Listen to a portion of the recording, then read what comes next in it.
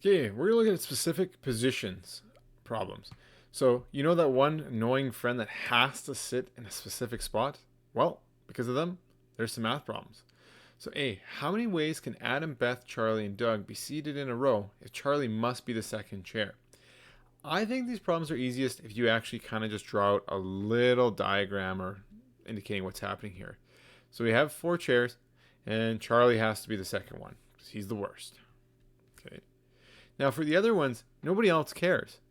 So we can say, well, in this first chair, there's 3 choices left over. And in this chair, there's only 2 left over. And the final one, there's 1 choice. That's it. We could use the fundamental counting principle, 3 times 2 times 1. There's only one option for Charlie, so this could be like 1 choice here. So you only have 6 different ways if Charlie must sit there. Now, I could write this as a permutation as well. So I'm 3, pick 3, and then times, well, there's only 1 choice to go there, and I'm only picking 1 person. So we could actually do this as a multiplication of permutations as well. B, how many ways can you order the letters of a kitchen if it must start with a consonant and end with a vowel? Okay, a little bit trickier. But again, I think doing this little diagram is going to help us here. So first, how many positions are there? Well, there's 4, 5, 6, 7. So 1, 2, 3, 4, 5, 6, 7 positions. Now consonants, we have to figure out how many there are. So there's 1, 2, 3, 4, 5. So that first one has to be a consonant. So we've got 5 choices there. And then it must end in a vowel. So we have 1, 2 only. So vowels, only 2 choices. And for the rest of them, they don't care.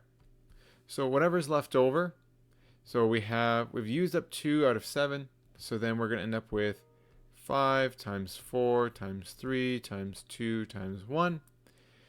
And now we can use either the fundamental counting principle, or we can write this as permutations. So fundamental counting principle just says we multiply all of these, and we get 1200. Now we should double check, is there any letters that are repeated? No, so that's kind of nice here.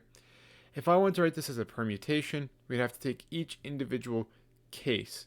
So first, for this first one, for the consonant, we have 5 choices, but we only pick 1.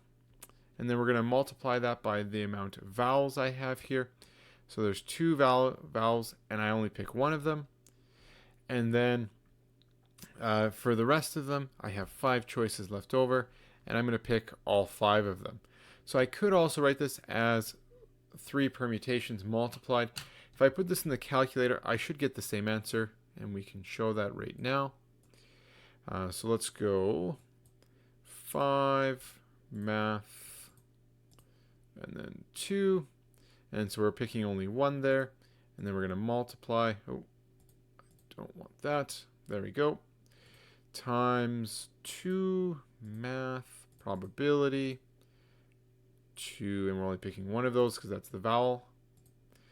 And then 5, and everything else doesn't care, and all of them have to be put somewhere. So it's just 5, pick 5, though don't always trust the calculator for this. So I'm just going to put a multiplication sign in there. And sure enough, we get 1200. So perfect. So either method is acceptable. Just understand that sometimes it may be written out this way. I think it's sometimes a little more confusing this way to start, but it can save you a lot of other work. Finally, see how many ways can you order the letters of Toronto if it begins with exactly 2 O's.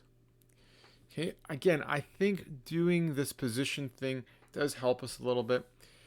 So there is what? 4, 5, 6, 7. So again, 1, 2, 3, 4, 5, 6, 7. Now, these first 2 must be O's. Okay, so there's really only one choice of how that's going. This other O being there, it doesn't matter. It would be just a repetition. So that's only going to count as 1 altogether. And then for the rest of them, we just have to place the rest of the letters. And it's okay. Now, we do have one issue here, though. This one can't be an O. It says exactly 2 O's. So there's only 4 choices left. if we exclude that 1O, so there's 4 choices here, so not O. And then after that, we still have 4 choices left. So 4, 3, 2, 1. And using the fundamental counting principle, it would probably be more helpful if this altogether was just 1. And put the O's underneath. That might make more sense when you do this multiplication. And you get 96 if we multiply these all together. Now we could write this as a permutation as well. So if I look at this first part, we have really only one choice. So it's one pick, one, not much of a choice there. Here, we have 4 choices, and we only want to pick one of them. So n pick 1. And then for this 4 times 3 times 2 times 1, so that's when the rest of the letters were left over. We have 4, and then we're going to pick all 4 of those. So we could do it as a multiplication of permutations as well.